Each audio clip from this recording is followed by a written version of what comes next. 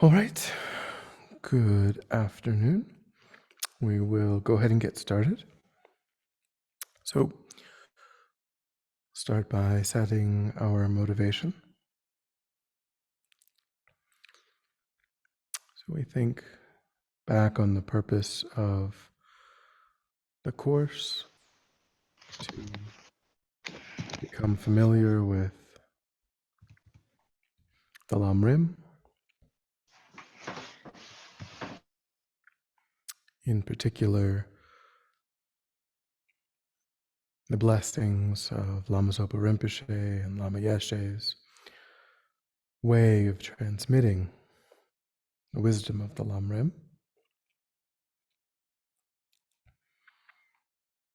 So we think of the importance of the stages of the path to awakening, how all of the great masters have condensed and systematized the Buddha's teachings to make it so easy for us to understand. How incredibly lucky we are to inherit this incredibly rich tradition.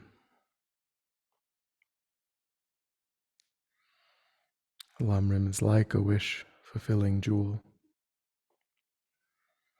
showing us very clearly, very plainly, how to develop the mind.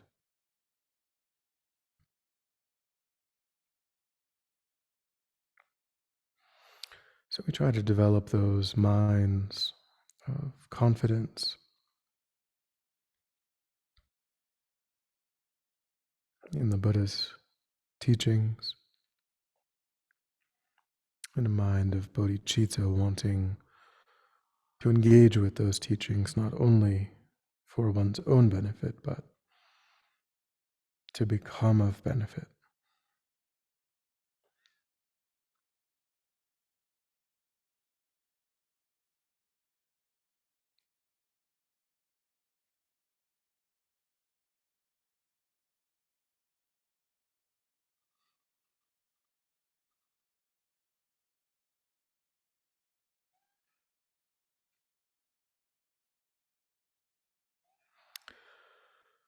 All right, with that motivation, we will move back into the text. We begin the section on karma today, which begins on day 170. So we are still on track to, I think, complete the text by the end of the year, as we are about halfway through. All right, so as I said, the next number of classes will be on the section on karma. So it is, of course, a central topic in Buddhism. And as Venerable Urbina says, karma runs the show. That, we all agree that we live in a causal universe. We all agree that, the reason that water boils is because you apply heat to it. The reason that things fall is because there's gravity. The reason why people age is because of the biochemical processes of the shortening of the telomeres and this oxidative stress and so on. So we all agree that the universe that we have taken birth into is determined by cause and effect, that nothing exists causelessly. Nothing just sprouts out of thin air. That when you, as Venerable Rabina says, when you plant rose seeds, you get a rose bush, assuming that you have the cooperative conditions of sunlight and water and appropriate temperatures and so on. But what's difficult for us is to also understand that the mind is a causal phenomena, and also on a deeper. So there's different levels in which we can understand the operation of karma. One is internal to the mind, in the sense that we can reflect on the fact that if we practice anger, then the mind becomes habituated to anger. And we find that it is easier to become angry. And we will become angry in a wider and wider circle of experiences.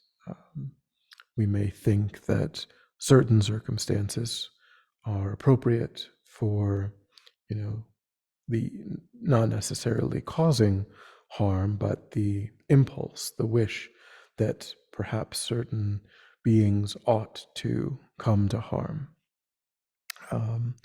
But what we find is that when we practice that, then it becomes more and more difficult to restrain the mind in other circumstances when there's inconvenience or struggle. We slip into that tendency more and more easily. And the same is true when we practice patience or we practice loving kindness. We find it easier and easier to slip into patience, to slip into loving kindness. So in one way, we can see a causal mechanism of the mind in that sense. Buddhism asserts deeper levels of that mechanism as well. And unavoidably, we will see that there are aspects of these deeper processes that are what are called deeply hidden phenomena, which means that unlike some things, like for example, subtle impermanence, we've talked about impermanence and we've talked about the two levels of impermanence. There's coarse or gross impermanence and subtle impermanence. Coarse impermanence is visible change, or you could say noticeable change that is noticeable to ordinary human senses, the eyes, the ears, taste, nose, and so on. Subtle impermanence is what permits coarse impermanence. It is the momentary change that's not perceptible to ordinary sense powers, but is the reason why coarse impermanence can manifest. And that's coarse impermanence is a manifest phenomena. It doesn't require anything other than observation to convince ourselves of the truth of it.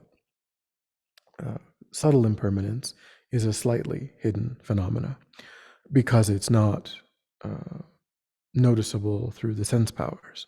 But we can reason, and we can use logic and reasoning to, again, become convinced, become certain that, that the reason that piece of electronic equipment that's not damaged in any way will cease to function over a time is because of the turning on and turning off and the expansion, the heat, the cold, the wearing out of the electricity moving through it and the wearing out of the circuits and so on, and other types of impermanence are the result of these momentary changes.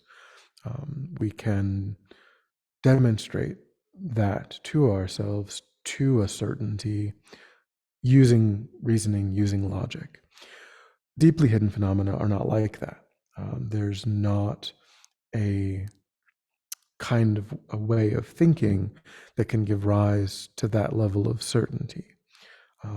So, for example, one of the deeper levels of karma is the assertion that there's a link between the mind and external reality, which gives rise to the results of karma. And there's no way of thinking about that assertion that can give rise to certainty. We have to become someone who has access to that level of knowledge, which is a Buddha. Only a Buddha can directly see that phenomena. Just like, you could say, we,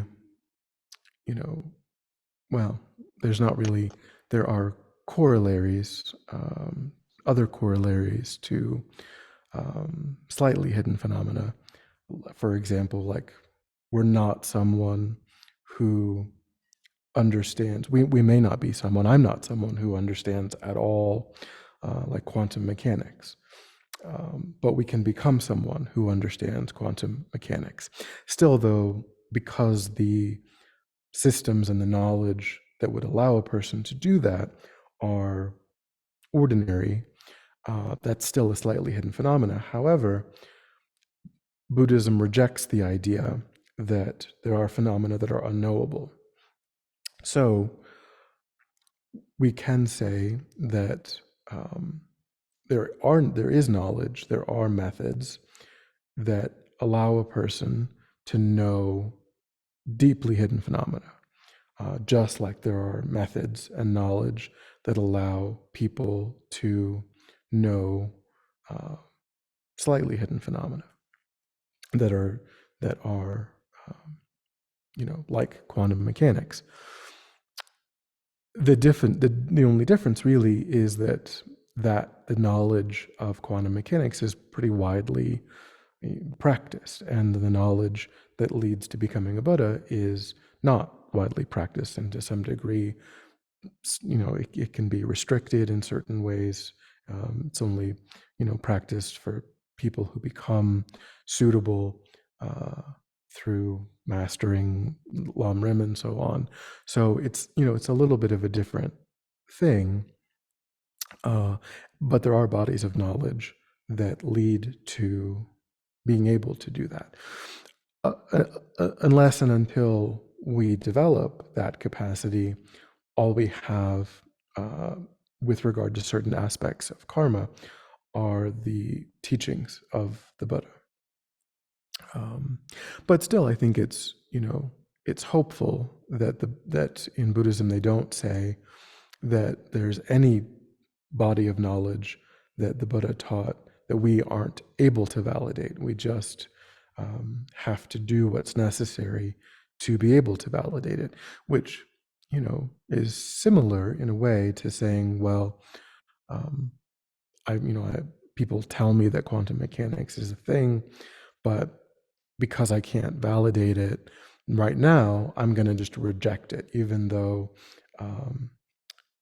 there's all of these scientists who are telling me this. There's this broad agreement. There's all of these scientific advances that we have been able to engage in due to this shared understanding. If we were to reject all of that simply because right now, today, in this moment, I'm not someone who can independently verify all of that, that would fly in the face of all of that evidence.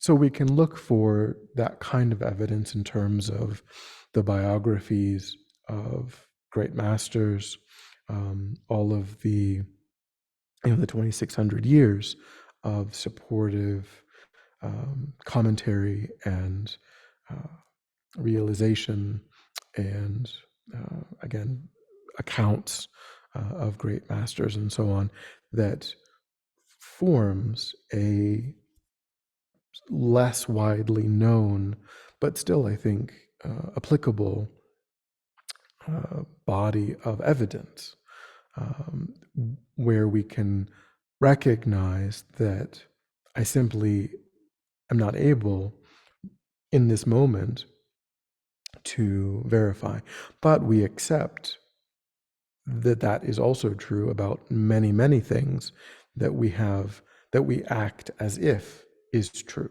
that we align ourselves with.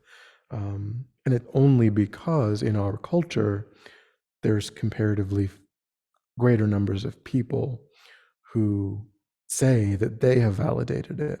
But in a Buddhist culture, they have the knowledge. They have the sort of situational awareness of all of those great masters, of all of that. And we can pursue that. So that's just kind of a little bit, because of course, there's always that, those are sort of the main things. I've been in teachings where Rinpoches and so on were asked, well, what's the mechanism whereby this relationship between the mind and external reality gives rise to and they can't explain it other than what's in the essentially the assertions. There isn't like a physics of it that is given. I guess the Buddha didn't really think that that was necessary to try to, or maybe it's just too difficult. I don't know. There is a commentary. I think it's Geshe's Sopa, Soepa. He wrote commentaries on the Lamrim, books that expand on topics, and there is one on karma, but still, it doesn't. It's not going to provide that sort of causal mechanism, because there just isn't that in the teachings.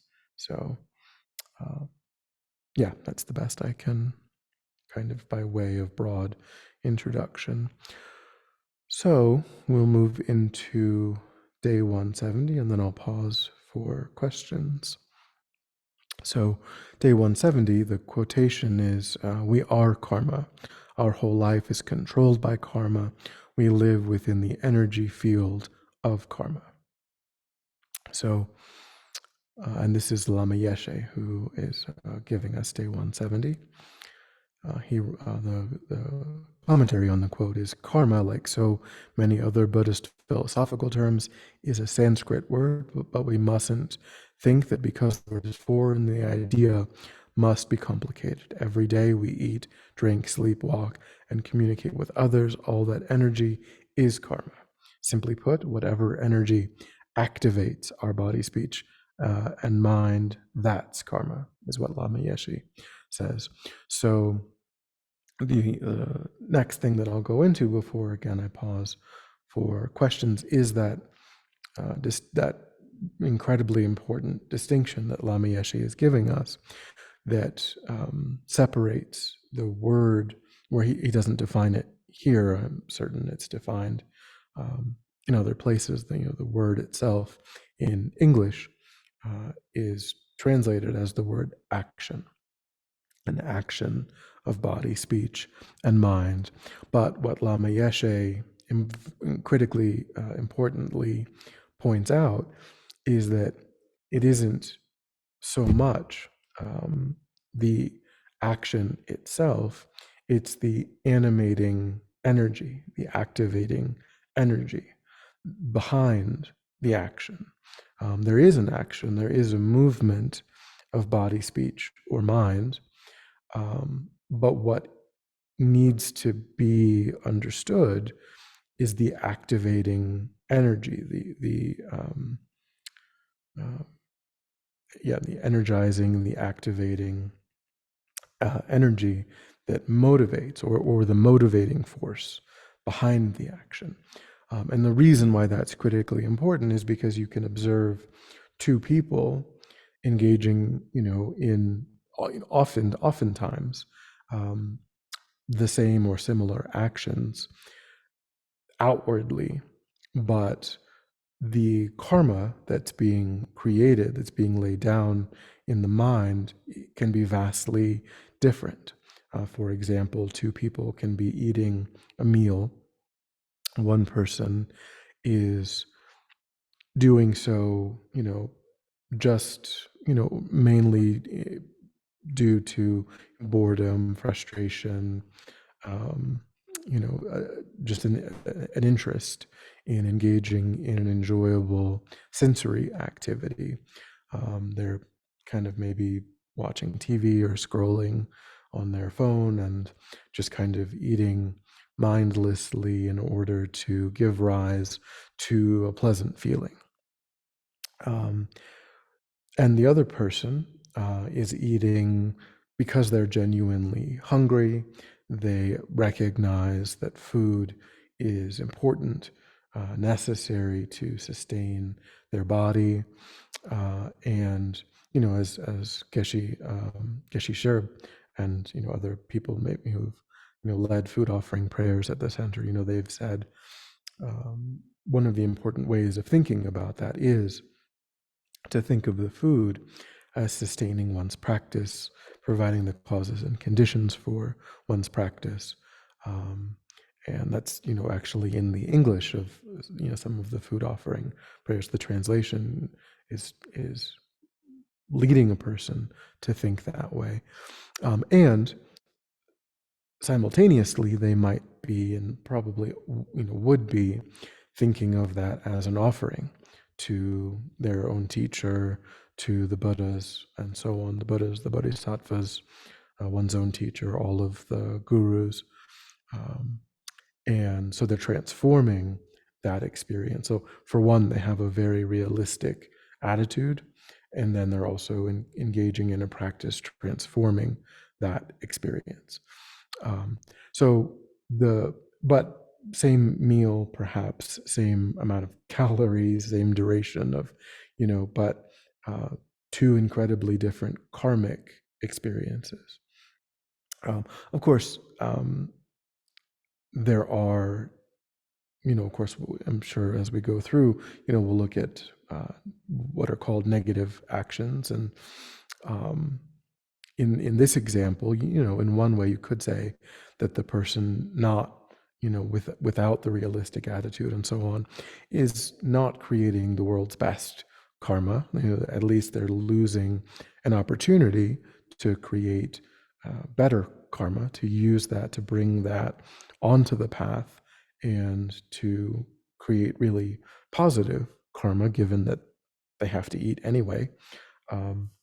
And you could say that they're familiarizing their mind with things that are not, so wonderful, super beneficial.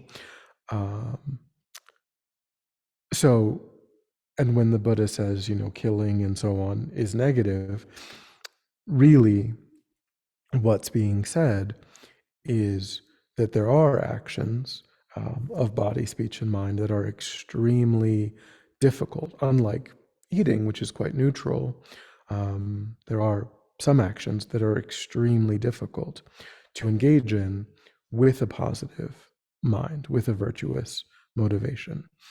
Not impossible necessarily in all cases, but for most ordinary, regular, sentient beings who struggle with the arising of affliction, that there are actions that strongly lend themselves to a motivation, an animating energy that's harmful. So that's okay. So I will pause. Any thoughts or questions so far? It's good to be back with Lamrim. Thank you. Is it saying that the energy that activates an action occurs before the action, before that activation, or is it simultaneous? So it is causal, in the sense that an action is really just a mechanism for bringing about that motivation. So, for example, when we're eating out of that sense of boredom and so on, or you know, the eating doesn't really matter. That's not what we're doing. That's just the mechanism. That's the outlet. What we're doing is trying to soothe, some agitation in the mind, and we're using kind of the dopamine, the serotonin of, food, pleasant aromas and so on, to accomplish that. If there wasn't any food, we would probably do something else. If we were in a place where food just physically wasn't an option, we wouldn't have chosen food. We would have found some other activity that, because of the agitation, the boredom, the distress, the agitation, whatever, however you want to phrase it in the mind. And so the activity, the action, is just a mechanism for actualizing the motivation. So it always would precede that, maybe not by, long periods of time, but it is always going to precede and be what animates, be what results in the engaging in an action. And then it will, as the action is ongoing, that motivation likely will continue to be present in the mind. So they will coexist. Once the action is begun and the action is being engaged in, very often that motivation persists in the mind. Could be that we can change that, though, of course. We might notice that that we didn't have the greatest motivation, and we correct that motivation kind of halfway through engaging in an action. We stop ourselves and hope, maybe we stop the action, or if we can transform it, like, oh, I forgot to offer my food, and so we're still eating, but we like regret that we didn't do it for the first portion, and then for the remainder we try to create a better motivation. Or we intend to go to the store to buy alcohol or something, and then we're like, oh no, this is a tendency, this is a habit that I have that's not great, so I'm going to actually turn the car around and not do that. So of course we can adjust our motivation, and that may or may not result in adjusting our action, depending on whether the action can be transformed.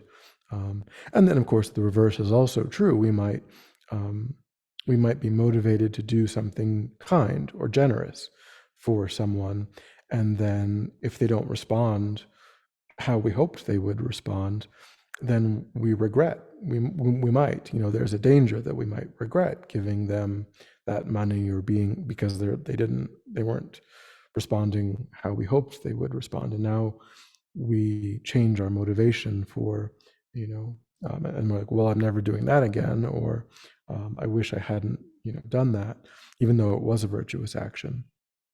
So the action and the motivation will persist unless we do something. But without the motivation, we would never have engaged in the action. We never would have acted. And so motivation, of course, can be both positive and negative.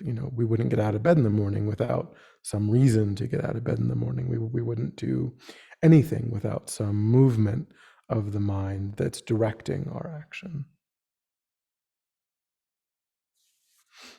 Thank you. I sense that there's this, there's energy behind pre-activation, I guess. I don't really know how to explain it, but say I'm becoming irritated about something. I sense an energy rising before it enters my mind that, oh, I can feel I'm getting irritated about something. And then I either check it or it happens. So are we also talking about that? Um, Or is that something completely different? so, I mean, it's not completely different, I don't think, because then you're talking, because what we said an action of body, speech, or mind. And so actions can be purely mental. They don't have to be joined with a verbal, action or any kind of physical action. Oftentimes they are, but an action can occur only in the mind. And that action could be something like ill will or even just positively, like rejoicing, or mentally offering something, like you see a beautiful sunset and you offer it. You see beautiful flowers and you offer it. um, so there are positive and negative actions that are purely mental. And applying antidotes, like what you're saying is, we are becoming aware that there's a danger of perhaps, could be saying an unkind thing, or but it also could just be kind of thinking like, oh, that person's a jerk, or or that, whatever. And that is a negative, that is negative mental karma. That's the negative mental karma of ill will, perhaps. um, it doesn't depend on actually being cruel to that person, or doing anything, but it's just a thought that occurs in the mind, and that does lay down karma.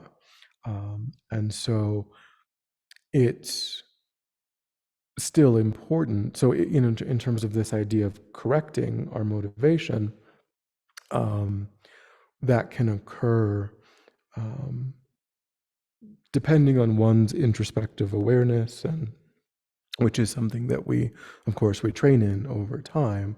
Of course, in the beginning, for many people who, you know, that haven't been trying to develop introspective awareness for a long time, um, we may only notice that we are angry, and sometimes, we only, and even for a person who is capable of noticing it in certain situations, there are other situations that are more powerful, more triggering, and so in those situations it's quicker and it's more intense, and we may only notice it, when we have said the angry thing and so on. And so, in those situations, the motivation, um, you know, if it's if we're trying to influence another person by actually doing something, then we can say the motivation is to kind of get what we want, to, to this person is acting in a way that seems like a threat to our well-being, our comfort, our ease, our status, our reputation, and we're trying to make that stop. We want to return back to, hearing nice things, being comfortable, being, safe, whatever it might be, a feeling of safety, of comfort, of ease, of peace. And we've decided that the best way to do that is to cause the other person to feel, you know, afraid or embarrassed, or, to shut them down in some way by saying the harsh thing, because we want to change their behavior in the moment, and ideally we want them to learn, that if they do this, this is what we will do, and therefore they won't do it again. If we make them feel badly enough about it, then they will learn, well, I can't do that around that person. Of course, there are more constructive ways of teaching people how to react to us, but we're ordinary, and so we don't always choose those more constructive ways. Um, and in terms of the times when we're not really, when, I mean, in a way, if we, seems to me, I mean, I don't know for sure, but it seems to me that if the karma remains purely mental, then there's probably a constraint that is there. It could be a social, it could be that we've learned to internalize certain manners. We might call them manners in a way, like, oh, I'm not going to actually, in this situation, I don't feel comfortable actually, because this person's a stranger, I don't know how they're going to react, so I'm just going to think something badly about them, but I'm not comfortable. Whereas if it's like a family member or something, we unload with both barrels, because we do kind of know how they're going to react. They're not going to shoot us, they're not going to they're not going to ram their car. But in a social situation in public, for whatever reason, we might just decide, okay, well, but still, so there is that constraint, but still, like, if there wasn't that and for some people it's not, they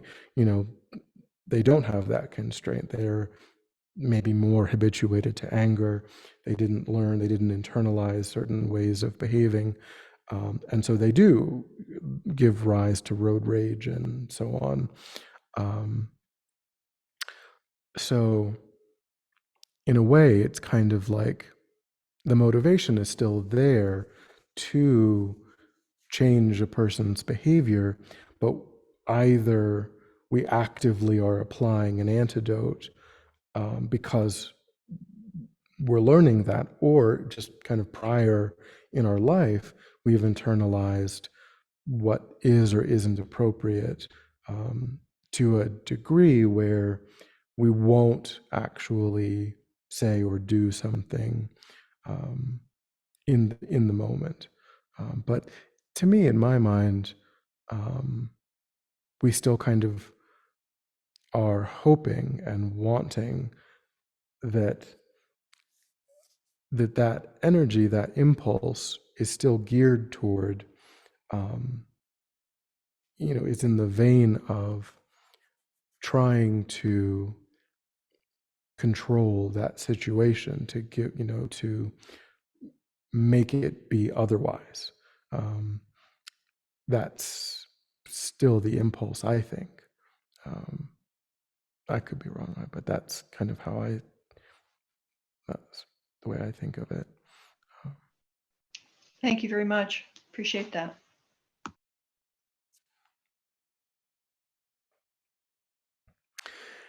Any other thoughts or questions?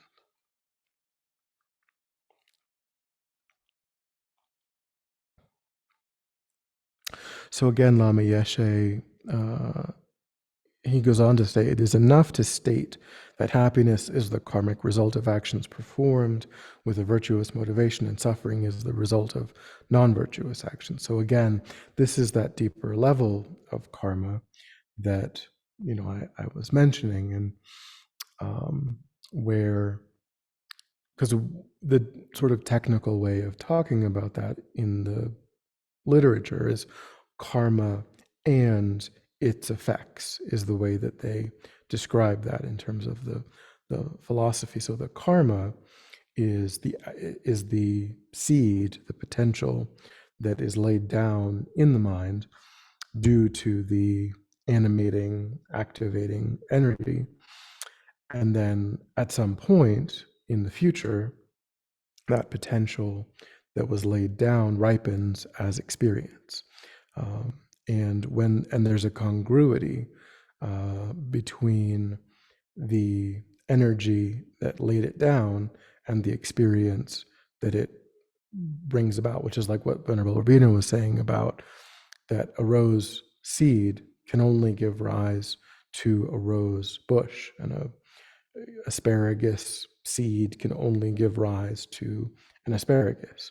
Um, given again the cooperative causes and conditions. And of course, with respect to karma, there's purification that can prevent the ripening of negative karma. But then there's also, um, you know, as we've sort of said, negative, regretting a virtuous action will dull the power of a positive action as well. Just like we want to engage in regret when the action was negative, but if we engage in regret when the action otherwise was virtuous, the impact of the regret is the same in that it dulls the ripening of that action. Uh, so psychologically, that they function, it functions in the same way. But again, this is one of those things where there isn't some easily understandable mechanism that causes that to occur. Um, you know, excuse me. But you can think perhaps about that coarser level that we can look at and think um, that a virtuous mind is a mind that is wanting positive things, wanting happiness for sentient beings, wanting sentient beings to be free of suffering, wanting sentient beings to have, you know, everything that they need to be comfortable, and when those kinds of thoughts arise in meditation due to recollection in daily life, it's a pleasant experience. There is, and that's consistently true. That's always the case, and it's always the case that when we want bad things to happen to sentient beings, when we want it's a painful experience in the mind, always, unavoidably. Um, that feeling ill, wishing ill upon someone is disturbing to our own mind. It is painful to our own mind. And so you can see how, on that coarser level, that intention does give rise to an experience. And there is a congruity between the energy and the experience. And Buddhism is just saying that mechanism that we can observe also applies in a way that we can't really observe. It's kind of like, you know, drinking alcohol and getting a hangover 10 years later instead of the next day. That we couldn't, if that were to happen, it would be very difficult. We couldn't, trace it back to, oh, that's why, but that's kind of what happens.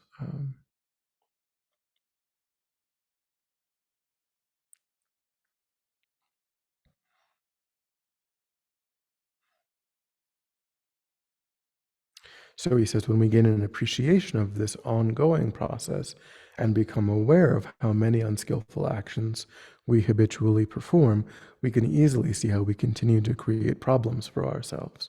Every minute we perform hundreds of karmic actions, yet we are hardly conscious of any of them. In the stillness of meditation, however, approaching the study of Dharma, we can listen to our mind, the source of all this activity. We learn to be aware of our actions to a far greater extent than ever before. This self-awareness leads to self-control, enabling us to master our karma rather than have it master us. So like what Cameron was saying, when we develop introspective awareness, then we gain more and more control to apply relevant antidotes earlier and earlier in that process, that causal chain of events that begins, it might end with actually harming someone verbally, physically, etc. But it begins with an agitation in the mind, kind of a, how dare you say this? How dare you do this? Or even just like being in the presence of someone who has even relatively innocuous traits that annoy us. The more that they are there, chewing their gum too loudly, talking on the phone too loudly, we become more and more agitated. And then it can bubble up in telling them to shut up, telling them to, whatever it might be. Um, but through meditative practice, the moment, as in the 8 verses of thought transformation, where it says, the moment a disturbing attitude arises endangering myself and others, I will firmly confront and avert it. So at the first instant, the first moment that we notice that we're starting to go off in the wrong kind of direction, we apply a corrective antidote. And then we never give rise to a negative karma, or we give rise to an extremely light negative karma that's much easier to purify, much easier to get rid of. And then, that's the process of mastering karma, like Lama Yeshe is saying.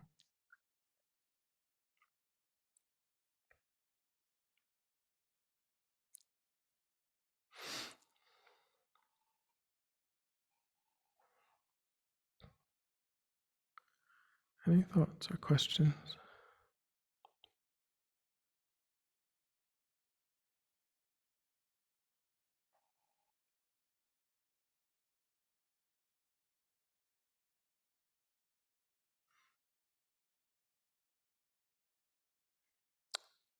Okay, so in the next day 171, Lama Yeshe does kind of look at this idea that I alluded to, that that extends this understanding that we have of being in a causal universe. Lama Yeshe is just simply saying that we are also causal beings in a causal universe, that causality isn't just external, that it's also internal, and that in particular, it's the mind that is causal. He says, um, where does all of the green vegetation that we see around us come from? It doesn't arise without cause. First, there has to be a cause, then the effect. The relative appearance of the green arises. Similarly, he says, each of us also has a cause. We too are interdependent phenomena. We depend on other energies for our existence. These energies, in turn, depend on yet other energies. In this way, all energy is linked. Intuitively, he says, our ego has this notion that we're independent, that we're not a dependent phenomena. He says that's complete rubbish. If we look, we can easily see we're interdependent. It looks complicated, but it's not complicated. Our mind makes things up. That's karma too, an interdependent phenomena. It exists in relation to other energy. If we understand the basic simplicity of this, we'll be more careful in the way that we act, but because we realize that every single action of our body, speech, and mind produces a reaction.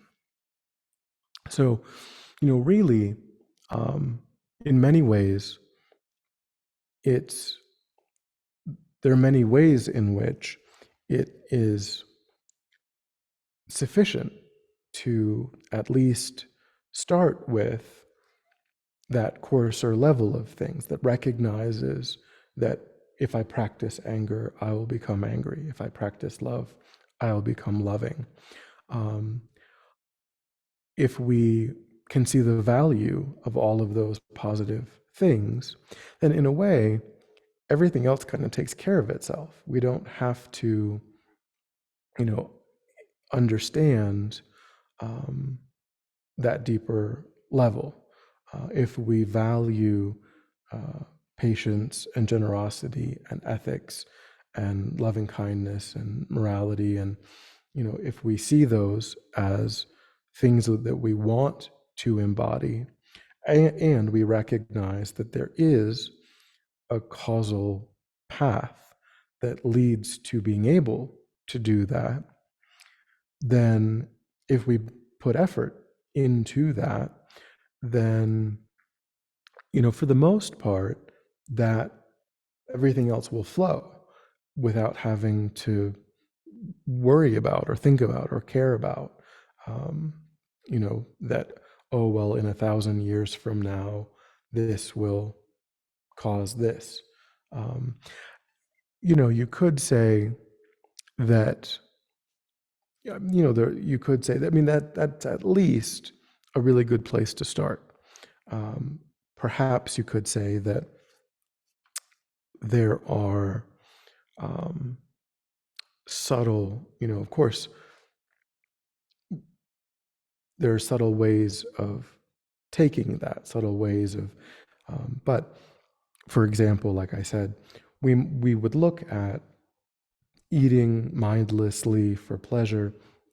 We would see that as pretty innocuous, and comparatively speaking, it's certainly not the very first thing that we need to be worried about.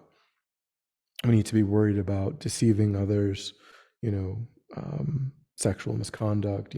There's all kinds of things that are much more intense. That, like, if we're still doing those things, like, that's where we should put our time and our energy and our effort.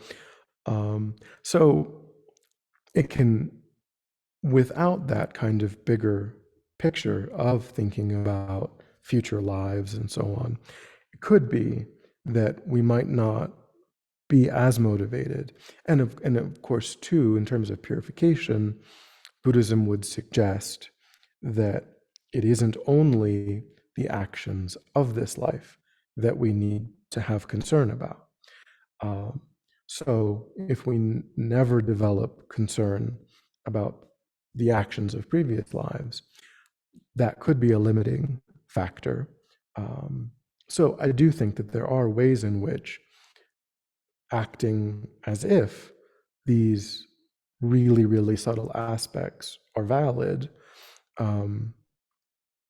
feeds into the Buddhist view of actually accomplishing. But then, of course, the idea of enlightenment depends upon future lives. So if we have taken that as a goal, then by definition, we are accepting the idea of future lives and past lives. So then that it becomes more logical, more reasonable to also incorporate subtler karmic issues and ideas. Um,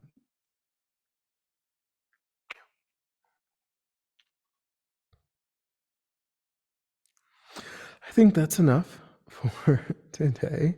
Um, any thoughts or questions?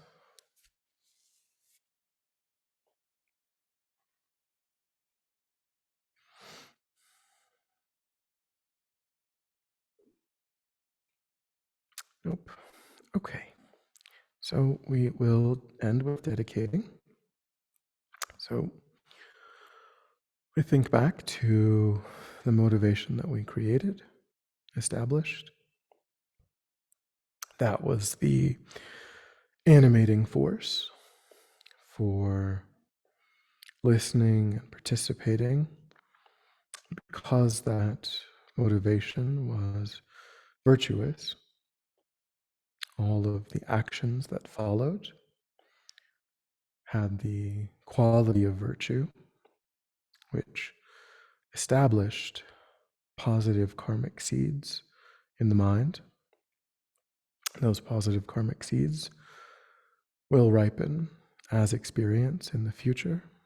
So we dedicate, we seal them in a positive, spiritually meaningful direction, rather than wanting them to ripen or allowing them to ripen in less useful ways. We think that when they ripen, may they ripen in ways that give rise to the enlightenment of oneself and all sentient beings, give rise to creation of all positive, beneficial conditions for oneself and all sentient beings.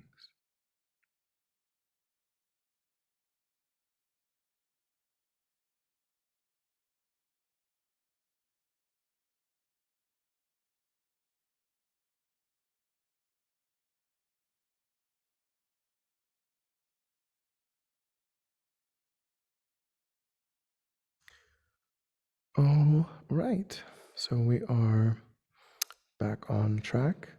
These classes were actually weren't on the schedule. You probably noticed. I put them on the schedule for 6 months, and then forgot that 6 months had come, and they weren't on the schedule. We couldn't have met last Monday because the website crashed, but we could have met last Thursday. And I was here. I had the camera. I was ready to go. I went to log in. I was like, it's not on the website, and that was the reason. So it's back on the website through the end of the year, and then we should be able to finish in that period of time. So, all right, I will hope to see everyone on Thursday.